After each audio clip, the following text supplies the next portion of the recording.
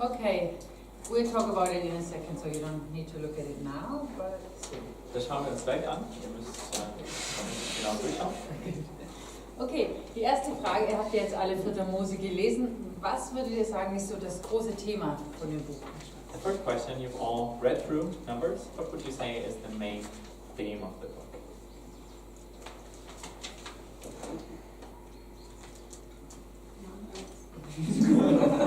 Question. Numbers?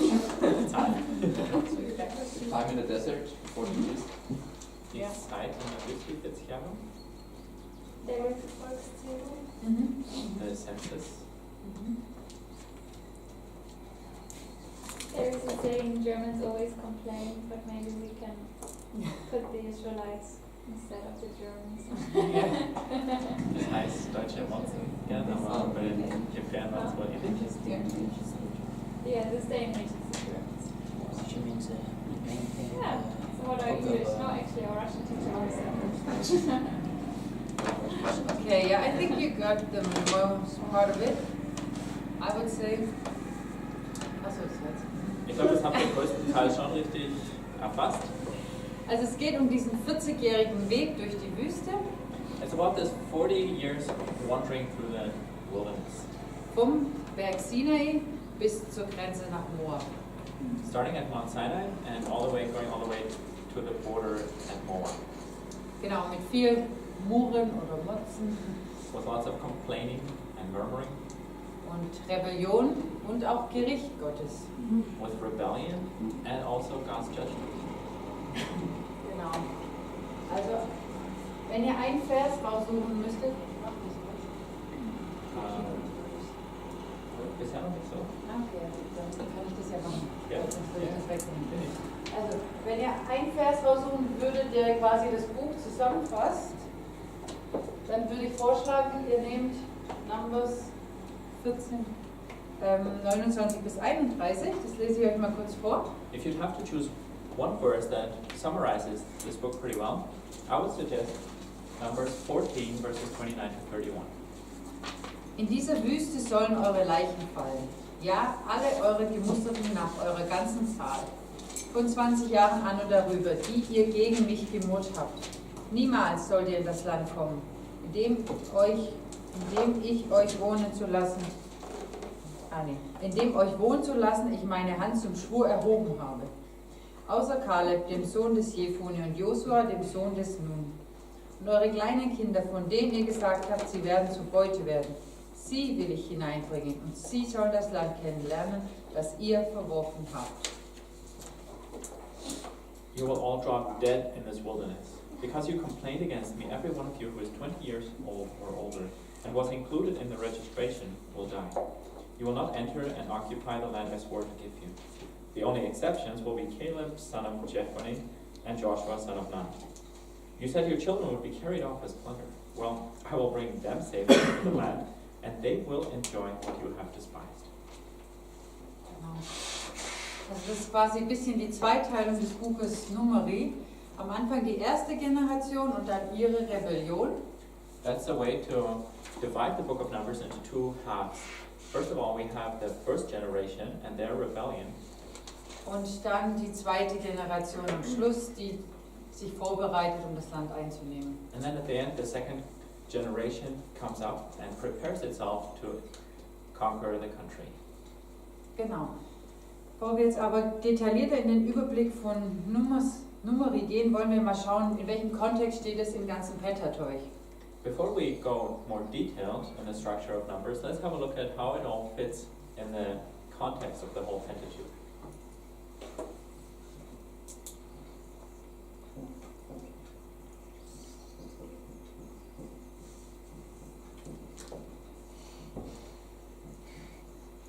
Also wir sprechen über das Programm des Pentateuch, PT Pentateuch,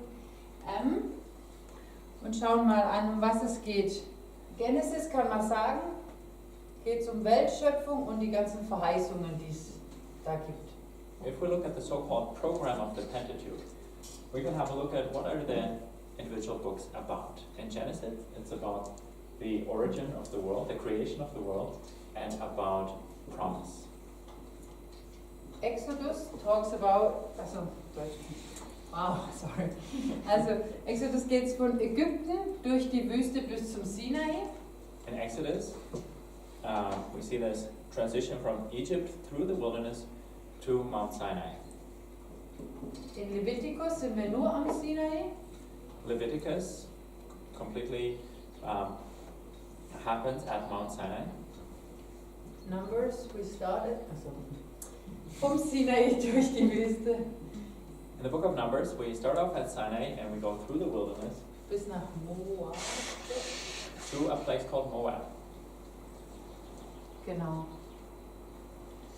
Und hier sind wir immer noch an der Grenze, das hier sind in Deuteronomy sind die Weisungen für das Leben im Land. And in the book of Deuteronomy, we still find ourselves at this border. And what we find there are some commandments for living in the promised land. Genau, man kann jetzt sagen, wenn man davon ausgeht, dass es schön systematisch angeordnet, und das ist es auch, ist hier das theologische Zentrum ist Leviticus.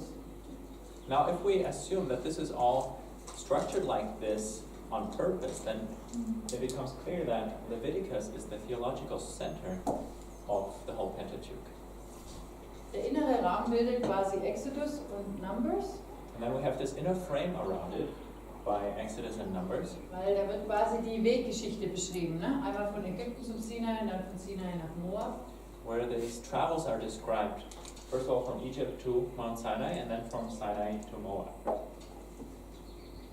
Und das andere bildet den äußeren Rahmen. And the other two books, they form the outer frame, Weil sie tragen eigentlich die Verheißungen. because they carry the promise. Hier einmal die Verheißung im gelobten Land. Here in Deuteronomy, the promise for the promised land.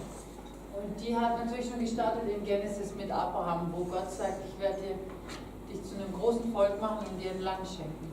Which already started in Genesis with Abraham, where God promises him, I will make you into a great people, and I will give you a land. Genau, dieser innere Rahmen, könnte man auch sagen, ist gezeichnet von, nochmal hier,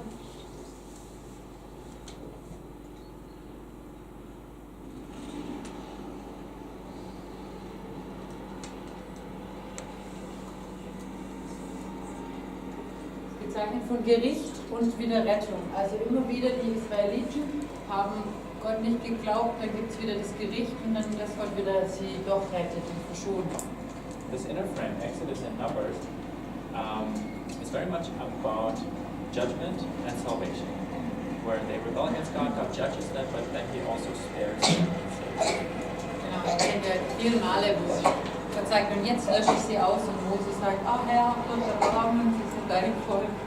Remember all those times when God is about to wipe out this people, and Moses says, no, God have mercy, they're your people. Genau. Wenn ihr jetzt mal dieses Bild nehmt, If you notice that this diagram on the back, da sieht man auch, dass es eigentlich so Rahmen bildet. there you also see some frames. Also der obere ist Exodus 15 bis 18. At the top, you see the numbers 15 to 18, that's Exodus 15 to 18. Genau, und unten wieder Numbers 10, also Nummer 10 bis 20. And at the very bottom, you see numbers 10 to 20. Das spricht von Israel in der Wüste. That all describes Israel in the wilderness. Genau, und dann danach kommt Israel am Sinai. Das wird beschrieben in Exodus 19 und 20. Inside of that, you see where it says Israel am Sinai, that means Israel at Mount Sinai. And this is described in Exodus 19 and numbers 20. Und auch nochmal in Numbers 10. Also, geht das oben nur 19 und 20? Oh, up at top only, actually, Exodus 19 and numbers 10. And then at the bottom again in numbers 10. Und dazwischen sind 3 große Gesetzestexte. In between, we have 3 big texts of law. Genau, also einmal das Bundesbuch, das ist Exodus 20 bis 23. First of all, the Book of the Covenant, which is Exodus 20 to 23. Denn die Priestergesetze, die finden wir auch in Exodus 25 bis 31. Are you able to follow along? So the Book of the Covenant is this first little bit grayish box. And then the next one is Priestergesetze, which means priestly laws, which is Exodus 25 to 31. Genau, und dann haben wir die ganzen vielen Gesetze, das ist fast nur in Levitikus, wo ihr diesen letzten Gesetzestext seht. And then this last, a little bit darker box, the big one, is mostly in Leviticus 1 through 7, where you see a bunch of laws. Und das Heiligkeitsgesetz in 17 bis 26, Levitikus 17 bis 26, ist so das Innerste. Inside of that white area where it says Heiligkeitsgesetz, starting with an H, it means holiness law. And that's really the center, the core of the whole. Wenn man jetzt auch noch hebräisches Denken versteht, ist, dass sie arbeiten oft mit einem Inclusio. And if we understand the way that Hebrews thought about literature, oftentimes they work with an inclusio. It means, also es bedeutet, sie erzählen eine Sache, dann kommt das Wichtige und dann erzählen sie das Gleiche vom Anfang in veränderter Form nochmal. They talk about something, then they get to their main point, and then they kind of repeat the first part again in a different form. Und auf diese Art und Weise wussten die Leute, okay, das in der Mitte ist jetzt das Wichtigste. And people always knew and expected that the most important thing was right in the middle. In unserem deutschen oder westlichen Denken, würde ich jetzt mal sagen, ist es ja so, wir erzählen eine Geschichte und kommen zum Crescendo oder zum Schluss, ist das Wichtigste meistens die Folgerung. I think in our Western way of thinking and telling stories, we would tell the story and then we would get to the climax, and that's the most important part at the end. Und das ist ganz auch wichtig in der Bibel zum Verstehen. Zum Beispiel, klassisches Beispiel sind die Klagelieder. And that's something important for us to understand in the Bible, this difference. For example, in the book of Lamentations. Die Hauptaussage steht in Klagelieder 3,22. The main point of Lamentations is in the middle, in Lamentations 3:22. Also in Kapitel 1 und 2 beklagt sich Jeremia, oh Herr, wie konntest du das zulassen, dass Jerusalem zerstört wird? In chapters 1 and 2, Jeremiah is lamenting. He's saying, God, how could you allow this to happen for Jerusalem to be destroyed? Das gleiche auch in Kapitel 4 und 5. And the same thing again he does in chapters 4 and 5. Und in der Mitte ist aber dieser Einschub, wo Jeremia sich daran erinnert, wie Gott ist, nämlich dieser bekannte Vers in 22, seine Gnade ist neu jeden Morgen. And in the middle, Jeremiah has this insert where he remembers what God is like. And he says this very well-known verse, God's mercies are new every morning. Und jetzt, wenn ich das lese, dann denke ich so, oh ja, er hat verstanden, wie Gott ist und warum fängt er jetzt schon wieder an zu jammern, also mit meinem deutschen Denken. And with my German thinking, if I would read this, I'd feel like, okay, so he's complaining and then he understands what God is like. Why does he complain again? Und das hat nur mit der literarischen Form zu tun, dass sie im hebräischen Denken quasi das immer wiederholen, um das Wichtige in der Mitte hervorzuheben. But that has to do with the Hebrew way of doing literature, that they put the most important thing right in the middle. And so at the end you have another block that kind of repeats what was said in the beginning. Und das ist auch ganz interessant hier am Pentateuch zu sehen. And this kind of a structure is also very interesting, that we can observe it in the Pentateuch. Wie ich gesagt habe, das Heiligkeitsgesetz ist in 17 bis 26 im Levitikus. As I've said, there's this holiness law, which is in Leviticus chapter 17 to 26. Und da gibt es diesen ganz berühmten Satz in 19, ich bin heilig und deshalb sollt auch ihr heilig sein. With this very famous sentence in chapter 19, I am holy, therefore you shall also be holy. Und nur kurz zur Erklärung, warum das theologisch gesehen wichtig ist, dass jetzt quasi in Levitikus die ganzen langweiligen Gesetze, sagen wir mal so, warum sind die so wichtig? And so let me just explain why this is important theological, that at the middle we have these laws that appear kind of boring sometimes. Es geht nämlich darum, Israel soll als auserwähltes heiliges Volk abgesondert sein vom Rest der Völker. The idea is that Israel, as God's chosen people, as his holy people, they shall be separate from the other nations around them. Deswegen braucht sie die ganzen Gesetze, um sie zu diesem heiligen Volk zu machen, das nur Gott gehört. And so all of these laws are needed to make them into this holy nation that only belongs to God. Das heißt, diese ganzen, sagen wir mal, langweiligen Gesetze dienen aber dazu, sie zu dem zu machen, was ihre Bestimmung ist. So all of these seemingly boring laws serve the purpose of making them into what they're called to be. Das heißt, ihre ganze Identität wird da quasi besprochen oder gezeigt. So it deals with their whole identity. Genau, darum ist natürlich die Entstehungsgeschichte und wie sie dahin gekommen sind, natürlich auch alles wichtig. Therefore, of course, it is important how things came into being and how they got to this point. Aber deswegen ist das theologische Zentrum natürlich wichtig, was ist ihre Bestimmung. But here at the theological center, the question is answered, what is their calling? Genau, und es geht darum, das heilige Volk für Gott zu sein. And their calling is to be that holy people for God. Genau, und deswegen finde ich es ganz wichtig, dass man das auch ein bisschen versteht, um dann auch die einzelnen Bücher einordnen zu können. Was ist ihr Purpose, ihre Bestimmung? Zweck. Ja, sein Zweck. And so I think it is good to understand how these 5 books fit together, to understand what is their purpose in all of this. Genau.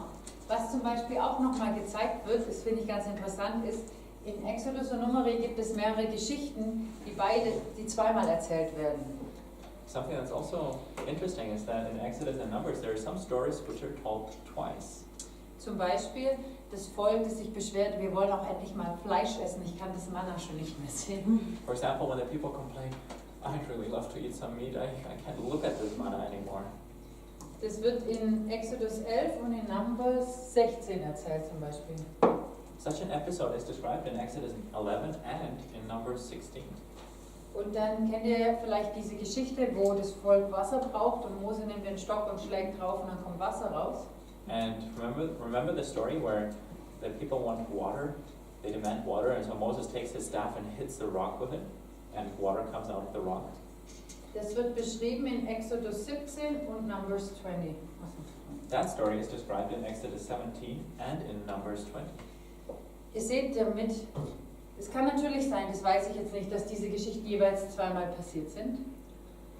So you see, of course it's possible that these stories happened twice. Aber es könnte auch einfach nur noch mehr dazu dienen, diesen Rahmen deutlich zu machen, dass es auch wieder wiederholt wird. It could also be that whoever put this all together did that on purpose, repeated the stories twice to really show that he's creating this frame around. Es gibt noch eine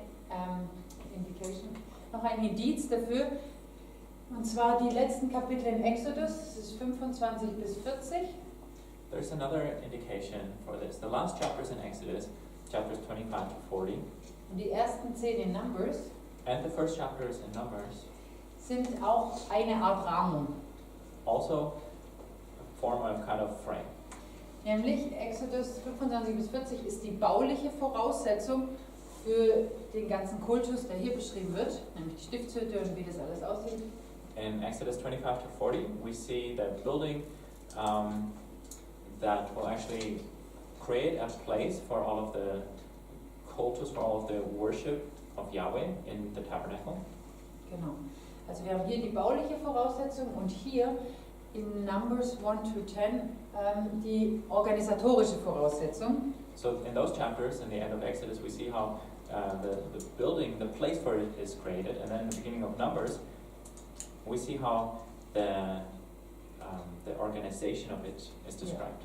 Also hier gibt es die ganzen Priestergesetze und wie die Leviten zu leben haben und diese ganzen besonderen Sachen von dem Kultuspersonal, könnte man sagen, wird hier beschrieben. This is where we see all these priestly laws and how the Levites are supposed to live. So basically, how the people involved in this sacrificing and this worshiping are supposed to live. Genau. Und als ich das verstanden habe, hat mir das auch geholfen. Das ist eigentlich wunderschön angeordnet, dieser ganze Pentateuch, wenn man das mal von diesem Gesichtspunkt her sieht. And when I started to realize that, when I first learned about this, I thought, wow, how beautiful it is all structured in the Pentateuch.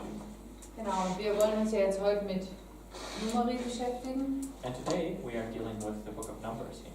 Und deswegen hilft es auch zu sehen, das kommt direkt nach dem im theologischen Zentrum und startet die ersten 10 Kapitel nochmal mit diesen ganzen Vorschriften für das ganze Kultuspersonal. And so now it helps us to understand that this book it follows after their main theological instruction, really the core. And the first 10 chapters, they deal with all of this, how the people involved in all of this worship of Yahweh are supposed to live. Genau. Jetzt dürft ihr euer Blatt einmal rumdrehen. Now you can flip the page over. Und wir werden uns jetzt etwas länger mit diesem Blatt beschäftigen. Ihr seht es auch ein bisschen vollgeschrieben. And we will follow along what's written on this page now. You see there's quite a lot of text on it. Aber das gibt quasi den ganzen Inhalt von Numeri wieder in kompakter Form. This is a compact way of giving the whole content of Numbers. Und ich habe es in 5 Teile, kann man es am besten eigentlich gliedern, wenn man es gliedern möchte. I felt like the best way to structure it would be in 5 parts. Das ist eigentlich nicht meine Erfindung, das geben alle Lehrbücher vor. That's what I find in all of the Bible dictionaries. I didn't come up with it. Genau, deswegen würde ich sagen, wir gehen erstmal die ersten 10 Kapitel durch am Anfang. So let's look at the first block, which describes the first 10 chapters. Genau, wie gesagt, das ist die organisatorische Voraussetzung und das meiste geht um Kultuspersonal. So like I said, these first 10 chapters, they create the organizational framework for worshiping God in the tabernacle, and it's about the people who are involved in this. Und für euch später mal kann euch so eine Gliederung helfen, wenn ihr zum Beispiel ein Kapitel lest. And for you, when you later return to read a chapter in this section, it could be really helpful to have this kind of a structure. Weil dann wisst ihr, was ist denn der große Kontext, worum geht es eigentlich gerade. Also zum Beispiel, wenn wir jetzt sind bei Kapitel 6, wo es um die Naziräer geht. For example, it will help you to see what is the context around this chapter. What is it about? Chapter 6, when it's about the Nazarites. Genau, also dann merkt ihr, es geht um diese Vorbereitung für das Kultuspersonal und nicht, wenn jemand daraus irgendwie zieht, dass jeder Christ so zu leben hat, dann merkt ihr schon allein vom Kontext, vielleicht passt es nicht ganz. When it talks about how Nazarites are supposed to dress or let their hair grow or something, then you will know this is all given as part of preparing people to serve in the tabernacle. It's not about how every Christian is supposed to dress or wear his hair. Was nicht heißen kann, dass man natürlich auch manchmal Gott einen herausfordert, für einen persönlich zu sagen, okay, Gott fordert mich heraus, ein persönliches Gelübde zu leben. Also es geht jetzt nicht darum, dass Bibelstellen dürfen schon immer Einzelne ansprechen. Es geht nur, dass man keine universale Geltung für Christen daraus ableiten darf. It's not that God can't use this kind of chapter, this kind of verse, to say something to you personally. Maybe He will say, no, I do want you to take that kind of oath. But you shouldn't make a general biblical principle out of it that every Christian is not supposed to live in this way. Genau. Okay, schauen wir mal kurz an, um was es geht. Kapitel 1 und 2 geht es um diese Volkszählung der Israeliten.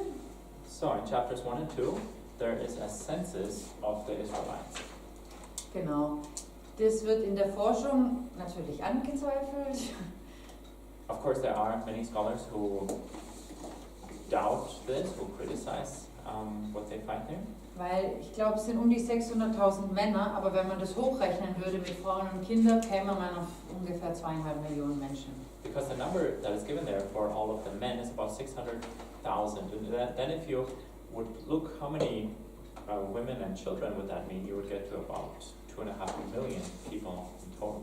Das ist natürlich eine krasse Zahl für in der Wüste zum Wandern. Which is a huge number when you consider that they are wandering in the wilderness. Und es gibt archäologisch, das muss man ihnen lassen, keine Siedlungsspuren von so einer großen Gruppe, was aber nicht heißt, dass es nicht so war. And they haven't found archaeological traces of such a large group moving through this area, which doesn't necessarily mean that it didn't happen. Also nur zur Info, die meisten glauben auch gar nicht, dass Israel tatsächlich so eingenommen wurde, wie das in Josua beschrieben wird, sondern dass es eher ein Prozess war, dass eine kleine Völkerungsgruppe, vielleicht eine kleine Flüchtlingsgruppe kam und dann ein innerkultureller Prozess sich das Volk gebildet hat. So these scholars overall tend to be very critical of the way things are described in the Bible. They wouldn't say that with Joshua they conquered most of the country, they would actually say, well, a small group of refugees came and moved into this area, and then there was this cultural process by which at some point they turned out to be a people. I mean, also da gibt es wieder 4, 5 verschiedene Modelle, wie ihr euch wahrscheinlich vorstellen könnt. Once again, there are a few different theories and models for this. Ich will das jetzt auch gar nicht schlecht machen, weil die Leute versuchen nur die archäologischen Dinge, die wir momentan haben, mit irgendwelchen Erklärungsversuchen zu zeigen, wie das war. Aber ja, für sie ist die Wahrheit, wie sie geschildert ist, nicht wichtig. Deswegen kann man auch zu jedem Ergebnis kommen, sagen wir mal so. What they're trying to do there is reconcile what they have found out through archaeology and kind of try to piece something together and make sense of what's written in the Bible. But since they don't really believe that what is written in the Bible is a real valid source of truth, they can come up with all sorts of results, depending on what they find in archaeological discoveries. Und leider heutzutage gibt es immer mehr Menschen, die von einem Wirklichkeitsverständnis ausgehen, dass Gott nicht unbedingt Gottes übernatürliches Handeln nicht mit einschließt. Und dann kann es auch nicht sein, dass jemand um Jericho rumläuft und die Mauer einfällt, weil das geht ja nicht. Unfortunately, most of those scholars do not have the understanding that God works in supernatural ways, which means that they wouldn't accept the idea that people walked around the city of Jericho 7 times and then the walls caved in. How could that happen? Genau, aber nur zur Verteidigung, man muss auch verstehen, wenn ich versuche, mit dem historischen, kritischen Denken ranzugehen, dann kann man selten dieses Übernatürliche gelten lassen, weil sonst habe ich ja keine Fakten mehr. Und das ist auch die Schwierigkeit in dieser Denke, die sehr viel doch auch Gutes bringt, aber weil ich das ja alles erklären muss, wie das funktioniert, dann kann das Übernatürliche da auch irgendwie, wäre als Erklärungsversuch zu wenig quasi. And so the way that they approach this is called the historical critical method. And the problem with that is that they want to work with facts, and so they cannot really allow the supernatural as an explanation, which of course is a bit of a problem when you're dealing with the Bible. Also nur noch mal ganz kurz zur Landeinnahme. Es gibt tatsächlich Funde, dass die Stadtstaatenkultur ist zerbrochen um die Zeit. Könnte man natürlich sagen, es war, wie wir vielleicht glauben würden, die Eroberung durch Israel. Just a word about archaeological discoveries that have been made. There are indications that there was a city culture in Canaan before, and that around this time it collapsed. And we could then say, well, that's probably the Israelites who moved in at this time. Genau, aber Sie sagen, die Schwierigkeit, das zu glauben, wäre jetzt, weil die Leute haben sich da nicht in diesen Städten angesiedelt, sondern drumherum, also außerhalb. Aber also für mich, ich wollte nur sagen. And then they, well, part of this discovery is actually that the people did not then conquer these cities and lived in them, but that they settled around them. And so they would ask, well, why would they have done that? Genau so. Es gibt immer Schwierigkeiten. Die Schwierigkeit in der Forschung ist, dass du einen Fakt hast, der aber dann wieder irgendwie ausgelegt wird. Und du musst immer irgendwie eine Hypothese gründen, weil du ja nie genau weißt, wie. So the difficulty with all of this research is that you find that you make a discovery and then you interpret it. You make up a hypothesis how it could have happened. You always have to find some kind of imagine some way that this might have been. So, also ich glaube, es ist durchaus möglich, dass die das erobert haben und man kann es mit dieser Stadtstaatenkultur erklären. Natürlich hat man dann auch gewisse Probleme, weil nicht alles sich erklären lässt, aber das ist immer so in der Forschung. So I do think it's possible to see in the archaeological discoveries indications for the conquest of the Promised Land by the Israelites. Of course, there's then always some little problems of how you explain some of the discoveries. But that's how it generally is with all of this research. Genau, okay. Kommen wir wieder zurück zu unserer Gliederung. Es ist möglich, dass die so groß waren, das wissen wir natürlich nicht. Now, if we come back to the structure, it is possible that they were that big.